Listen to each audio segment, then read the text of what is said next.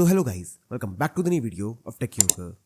In this video, I will guide you with how you can set reminders on iPhone. So first of all, open the Reminders app on your iPhone. Now here, tap on this plus icon. Now here, tap on this I button. And now, tap the name. Like let's say, Jim. Now here, let's set date and time. For this, turn on this toggle next to date. Let's say, I want to set the reminder for tomorrow, which is 28. So I will select 28. Now, let's turn on time. After this, set the time. Now, for example, I want the reminder for 5 pm. So I will select 5 pm. Now, if you want the reminder to be set as alarm, then turn on this toggle next to urgent. Now once this is done, tap on this tick option and this will set the reminder. So this way I can set reminder on iPhone.